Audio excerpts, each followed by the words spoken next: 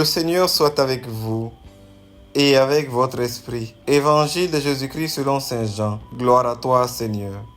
Je prierai le Père et il vous donnera un autre défenseur qui sera pour toujours avec vous. Si quelqu'un m'aime, il gardera ma parole.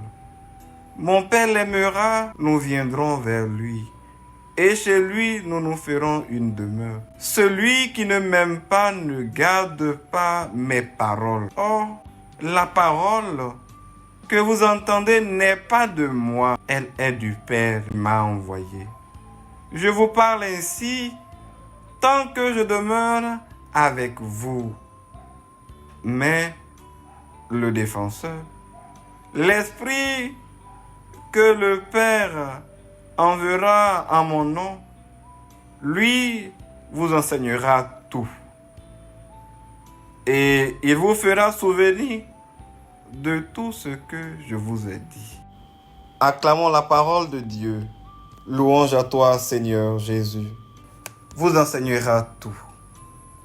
Frères et sœurs, cela fait pratiquement 9 jours que nous avons célébré l'ascension de notre Seigneur Jésus-Christ. Il a quitté cette terre, il est monté au ciel. Dans la gloire de son Père, un départ qui pourrait être considéré pour certains comme un abandon. Mais la Pentecôte que nous célébrons en ce jour nous montre que le départ de Jésus était lié à une promesse, celle du don de l'Esprit Saint qui se manifeste aujourd'hui. Dans la première lecture, Luc nous montre que le jour du Seigneur se réalise à la Pentecôte. Pour lui, la Pentecôte est le moment favorable où s'accomplit parfaitement l'unité dans la diversité. Et il nous relate qu'il y avait résidant à Jérusalem des Juifs religieux venant de toutes les nations sous le ciel. Lorsque ceux-ci entendirent la voix qui retentissait, ils se rassemblaient en foule. En d'autres termes, désormais, toutes les nations de la terre se rassembleront pour écouter un unique message à faire passer. Aussi, l'intervention de l'Esprit Saint à la Pentecôte est dans le but de nous épargner une fausse piste. Pour ainsi dire, notre quête d'unité doit se faire dans le respect des individualités.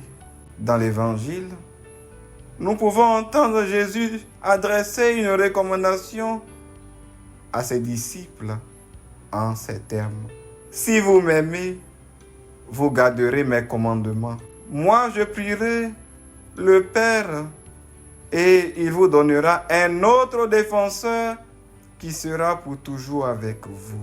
À travers cette recommandation, le Christ exprime sa volonté de voir ses disciples préserver son commandement d'amour et de rester unis à l'image de l'unité qu'il y a entre lui et son Père. Aussi, l'Esprit Saint est donné comme une force spirituelle nécessaire à l'œuvre missionnaire vaste, complexe et difficile.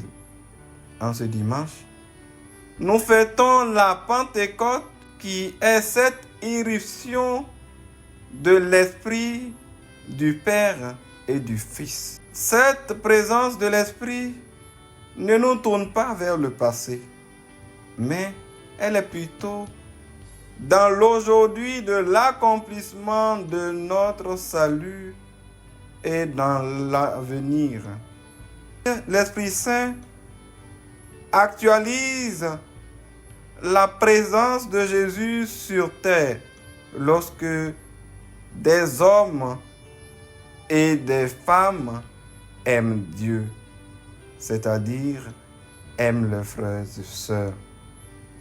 Si le Christ a un corps, c'est une humanité qui aiment Dieu. La Pentecôte nous fait célébrer le ressuscité transformé par l'Esprit et l'Esprit envoyé par le ressuscité. La Pentecôte que nous fêtons aujourd'hui nous ouvre à la mission. Nous célébrons aujourd'hui un Christ vivant, une humanité transformée et délivrée. À la Pentecôte, l'Esprit Saint nous met debout pour nous tourner vers nos frères et sœurs. Le don de l'Esprit en ce jour brise nos peurs et nos craintes pour laisser transparaître une humanité transformée et sauvée par le ressuscité. Aussi, le ressuscité n'est donc pas absent. Il se fait présent à ceux qui aiment sa mission. La mission que Jésus nous donne consiste à être de plus en plus humains en construisant entre nous des conditions qui nous aident à être ensemble et ouverts à l'espérance qui ne déçoit pas. Frères et sœurs, rien dans cette vie ne dépend de nous, d'où notre mission est de s'aimer l'amour. Prions le Seigneur afin que les dons de l'Esprit Saint reçus à notre baptême se rallument avec plus de ferveur. Amen.